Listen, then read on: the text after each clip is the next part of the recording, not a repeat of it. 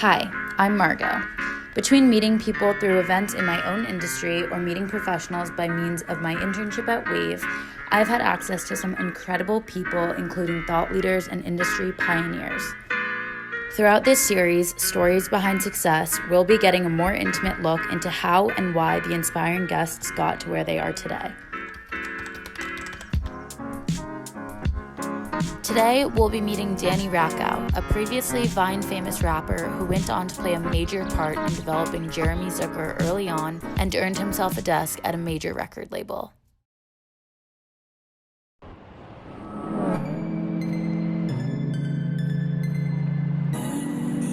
What's up, you guys? I am headed to Danny's office. I'm going to see where he works, what he does from the day to day. So let's go.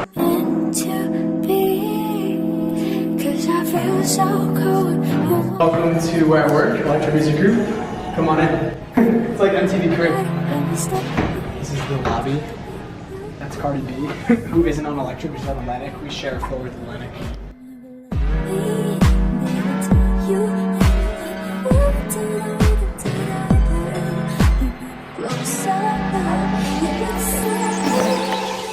Hi, how are you? Hey, what's going on? Can you please introduce yourself? Thank you. Yeah. Tell us where we are, what you're doing, just a little bit about yourself. Yeah, my name is Danny Rakow. We're currently in the Warner Music Group offices in New York City, and we are on the Elektra/Atlantic floor. I work at Elektra Music Group, which recently actually separated from Atlantic. So basically this is how it works. It's Warner Music Group, and then under Warner Music Group is Atlantic Records, Elektra Music Group, and then also recently Warner Records.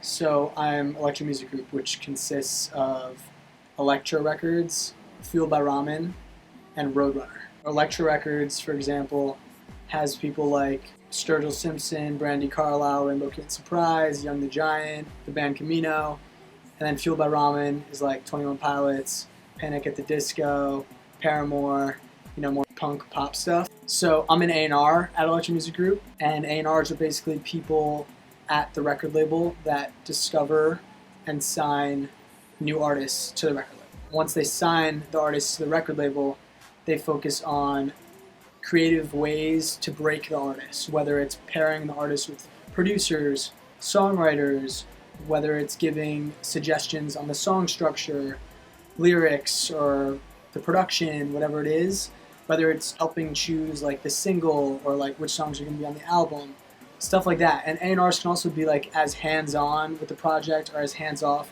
as the artist wants. Sometimes the artist just does everything, takes it to the A&R, and the A&R's like, cool. Can you tell us a bit about your background in music and kind of how you found yourself here? Yeah, so I'll try to give you the SparkNotes version. But so I started out as an artist myself. I was making music. Essentially, I was pretty much rapping and like writing poetry in 6th and 7th grade, which led me to writing songs for like my math class for extra credit. I actually wrote like a song to, PEMDAS, like parentheses. Oh yeah, I love PEMDAS. It was for PEMDAS, and it was to Crank That by Soulja Boy. It was like parentheses up in, watch you multiply and divide and watch me add. It was like a whole like song, and I got extra credit for math, and I was like, wow, I really liked writing songs. Huh. And so I remember they used to like always have that as an option, but like no one would do it. So you're the person who would do it. Yeah. Okay. And that's kind of how I like discovered that I love to write music. Mm-hmm. So I started making songs in my middle school. I guess they were like viral joke songs with my friends. Mm-hmm. And I was in 8th grade, and I was on Facebook one day, and I found a viral song from the neighboring town's school. And it was kids that I knew that went to my like Jewish temple, and one of them was Jeremy Zucker. And they made this joke song, but it was low-key, like really dope. So I went up to him in 8th grade in our Sunday school class, and I was like, dude, like you're making music as a joke on Facebook and it's going viral in your school. I'm doing the same thing in my school. We should hang out and make a song together. You were networking. Yeah, I was networking, I guess, in 8th grade. And so that's kind of how we met, and that's the first time we hung out in 8th grade, we made a song together. So that led us to make a little band that we called Flow back then.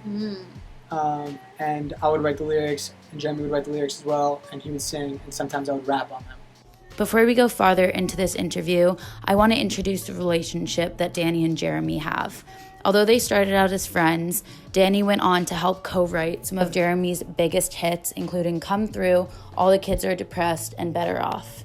He's even performed with Jeremy at Firefly, and he's been by his side through his rise in the industry. Now back to the interview. So that's how we first started in 8th grade. Did you ever think of that as like a potential career path? In 8th grade, I didn't. I just knew that I loved to do it. It was fun, you know? Yeah. And I was trying to make a name for myself. And I was trying to, that led me to high school where I really started to, market myself as a rapper, as an artist. Yeah, so tell me about your Vine moment, because you had a moment. Yeah. Fast forward to senior year of high school, I was making music for myself. Jeremy was producing some of the songs, and I was rapping on them, and I was...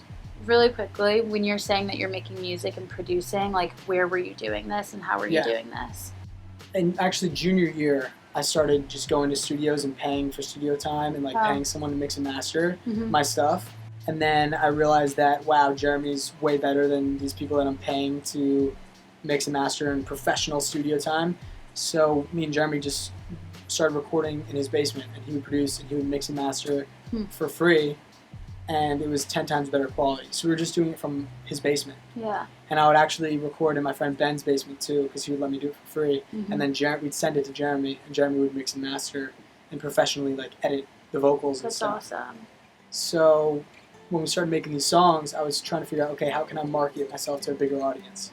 And around that time, I noticed that Vine stars were a thing. They were becoming popular. People were blowing up on Vine. And it was this new app that was exciting to me. So I got on it, and I started posting 6-second rap loops of myself rapping, making 6-second songs on the app. Did you see other people doing that, taking Vine in more of a musical way? Yeah, I saw Shawn Mendes posting covers, and this was before when he had just 100,000 followers on Vine. I saw Bazzi, who was making, singing Vines. Yeah. So I saw other people doing it, but there was no rappers on Vine. Right. So I started releasing my stuff on Vine, and kind of overnight, I had this one Vine that just went viral, and I was getting thousands of followers every day. I'd refresh my page, and I'd just see, oh my God, 1,000 people, 2,000 people. It was just, all of a sudden, I was at 50,000 followers. Did you know the importance of, having followers at that point? Oh, because you did. Oh, yeah. Because I feel like Vine was one of the first platforms where people started making a career out of their, followings. Right. So for you to notice that was so important. Because Vine was one of the first places that people were going outside of Vine. They were going to their YouTube. Right. They were going to their iTunes, whatever it was. They weren't just on Vine. They were going outside of it, and that was helping build careers for people on Vine, off of Vine. Do you think part of that is because since you only had 6 seconds, it was it almost pushed you to plug other channels where people could see more of you? Yeah, I think so, because it's they heard 6-second loops, and I was if you don't want to hear a 6-second loop, go to my SoundCloud or go to my YouTube. Yeah. And you found success in that? Yeah. Definitely. Wow. I was finding, I would get 30,000 views on my YouTube, which isn't a lot now, but it was a lot for me who had nothing before. Yeah. And I got 100,000 on SoundCloud and stuff like that. What grade were you in when this was This was my senior year of high school. Time when I was trying to figure out what I was going to do with my life. Right. And how did your classmates react to this, or did you keep it private? So at first, when I started making music my junior year of high school, everyone would make fun of me. They hated it. They were like, this kid's whack. What does he think he's doing? He can't rap, all this stuff. And I just kind of tuned it out. I would go home and I would lock myself in my basement, and I would make, 20 more songs, and I would work on perfecting my writing and my craft. Senior year, when I started getting a following on Vine, built it to 100,000 followers, eventually 130,000 followers. Those kids kind of started to be quiet. They some kids would DM me and be like, yo, I'm sorry about what I said, stuff like that. Really? Yeah. I still would get, jokes, and people would oh, you're going to go home and make a Vine? Stuff little things like that. Of course. That was what I was so hyper-focused on, and I was going to make it, the next step to what I was going to do. That was Vine for me. It was a platform that was going to push me to whatever I was going to do next. Yeah. And that kind of led me to eventually looking at schools and college. I didn't want to go at first. I was kind of thinking okay, I'm going to be a rapper. What do I need school for? Interesting. Yeah, kind of naive. But not naive. That's such a common thought. So I'm interested in what pushed you to end up going to school instead of pursuing this career as a rapper? So my mom really wanted me to go to college, so she found a music business program at Syracuse called the Bandier program. And she showed it to me and I was like, okay, that sounds cool. Like, if I'm going to be pursuing music, I may as well study the business side of it. And I may as well have a plan B where if, like, I'm not going to be a rapper, I want to work in music 100%. I love music. It's what I do every day. I want to have a career in that. So I ended up getting accepted into the Bandier program at Syracuse, which is a really amazing program. Can you tell us a bit about that program? Because it is amazing. Yeah. So the Bandier program is a very specific music business program at Syracuse. They take 25 kids a year, and they're pretty much 100% focused on learning about the music business. So they give you a broad understanding of every different facet of the music industry. People in the industry will come in once a week to speak to the Bandier students, tell them how they got to where they are today, what they do, about their job, and then at the end we'd have the opportunity to network with them, like exchange contact information and make your like elevator pitch and make an impression on them. Yeah. So I definitely was able to build a pretty large network in the music business before I graduated Syracuse. So how would you take those introductions? Because I feel like so many times we're given all these amazing opportunities to meet people, or we're in the same room as these speakers. How did you take that connection to the next step and like actually make that valuable for you once you graduated? We were required to do 3 internships for Bandier. So I would obviously try to get myself internships with those, 5-minute conversations. But then eventually I started managing Jeremy. I started pretty much doing it my sophomore year of college. And those conversations slowly started turning into, hey, check out this kid that I'm working with. Like, let me get an internship. It was like, listen to what I'm currently working on with my best friend. So a lot of those conversations were me pitching Jeremy. And, eventually when the following of Jeremy started to build up and the stream started to build up, people were interested in connecting with me because they saw that, something was happening around Jeremy. Right. Now you have a career in kind of finding new rising artists. Can you talk about kind of how you transitioned into that career and how you found that was the right spot for you, I guess? Yeah. So I managed Jeremy for pretty much 2 years in college. I no longer manage him anymore, but I managed him up to the point where I got him a record deal with Public Records, and he pretty much, his career was far along. And around that time, when I stopped managing him, I was starting my senior year of college. So I was trying to figure out what I was going to do next. I always knew that when the people would come in at Syracuse to speak, I connected most with the A&Rs. People who came in talked about, creatively working on music at record labels, finding artists. They'd come in and they'd play demos of songs from songwriters, and they knew it was a hit before it was a hit. Right. And stuff like that really kind of connected with me. Right. I always felt like that was me, and I was always the one showing my friends new music, and I was always super early on artists before they became popular. So that was A&R to me. And I wanted to figure out how I was going to break into the industry and become an A&R. Right. So my senior year, I started managing 2 developing artists who I manage today, which is Caden and Breakins. And just started focusing on building those things while also looking for a job in A&R, while simultaneously writing with Jeremy on songs still. So many people in college want to focus on like the next step after college while they're still there because there's so much potential at college and so many resources. So what advice would you give someone who wants to go into any career but they're still a college student? Because you obviously used your time at college in a really good way. Yeah, I mean, I think my biggest advice is to start doing things right now. Like, whatever your interest is, whether it's music, fashion, movies, just get involved with something in some way. Try to, put yourself in a place where you can set yourself up for when you graduate. Right. After you graduated, you ultimately ended up getting this job. So can you just talk a bit about what your position here is now, what your day-to-day looks like? Yeah. Kind of all of the hats that you wear, because I know you do a lot. After I graduated, I spent 6 months unemployed living in my parents' house. Which is like the fear. And that sucks, right? And I knew I could have gotten certain positions at record labels. I felt like I had enough experience that I could take on a bigger role. So I waited 6 months, focused on managing Caden, Breakins, finding new and up-and-coming artists, writing with Jeremy. I did also consulting for artists, artist consulting, where I'd help, independent artists figure out their next steps by diving into their music, their social media, stuff like that. So I did that for 6 months. I was trying to find the perfect position for me at a record label. And then around December, I got an email from my Bandier advisor saying that Elektra was looking for a junior A&R, and if I was interested in that. And I said, of course. Yeah. I got connected with the co-president of Elektra Music Group, and we met in person, and we really hit it off. So in terms of that interview, because that happened so quickly, what do you think were the points that got you that job?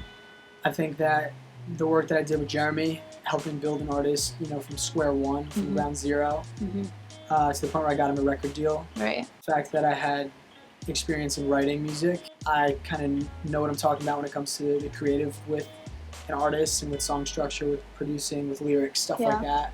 And just my passion for music in general and the kind of artists that I'm on early and the stuff that I kind of like to find. Yeah.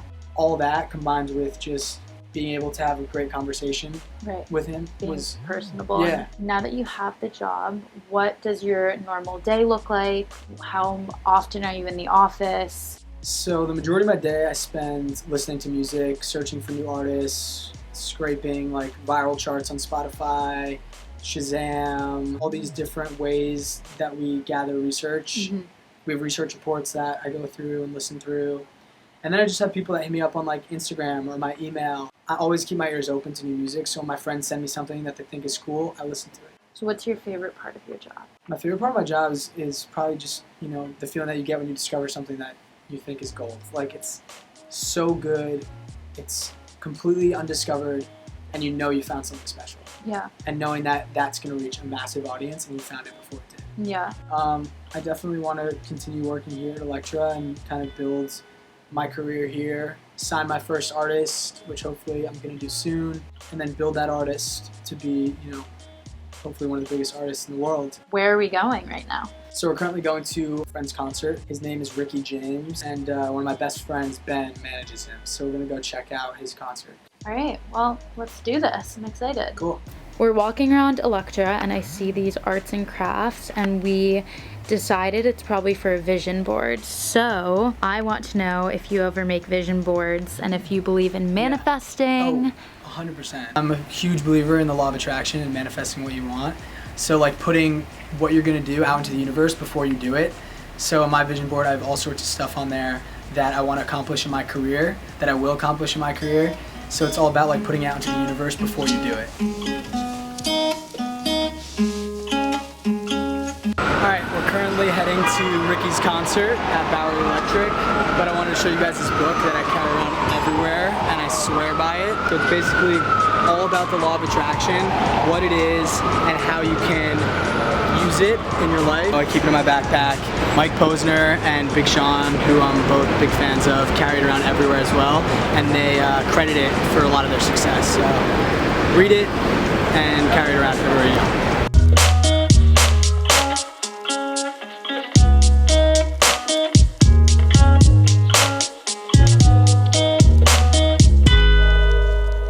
Alright, unfortunately I am leaving you guys at the door of the concert because Margot couldn't get in because she's not 21. But I'm going to go check out this artist, see how the live set is, and support my homie.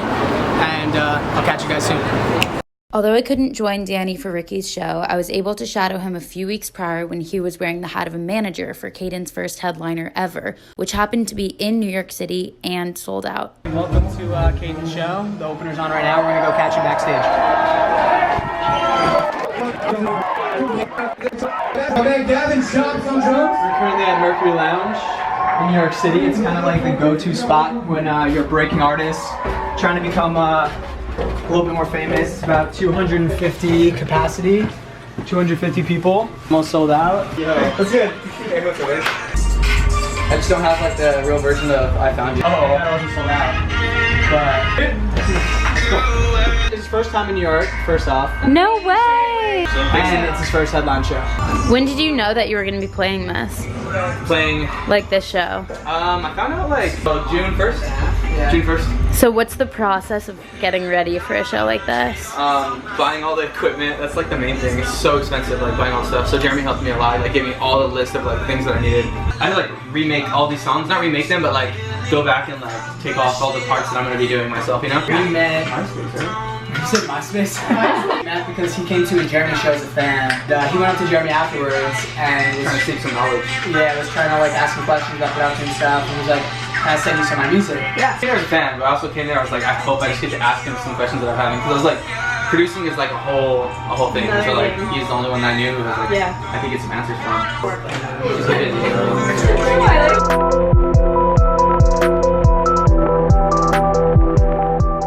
So here's what I learned from Danny. Success is just an attribute of all the separate things you achieve. Between his focus on spreading his music through social media, songwriting with Jeremy, taking school seriously, knowing his worth, and being able to wear multiple hats at once, he's already gotten to an incredible position at a very young age. Here's how you can get connected with Danny. So if you're an artist or you know anybody that's an artist and you want to send me their music or your music, follow me on Instagram at @HeyI'mDanielJames and send it to me over DM and I'll check it out.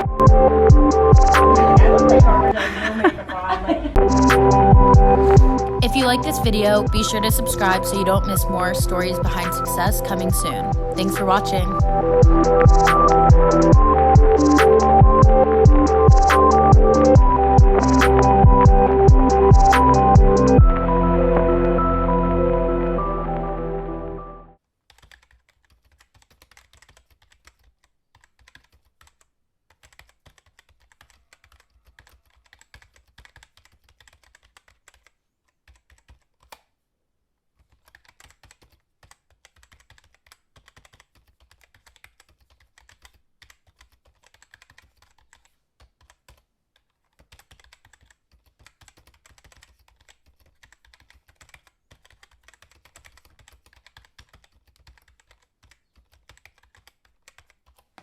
Close the bathroom door.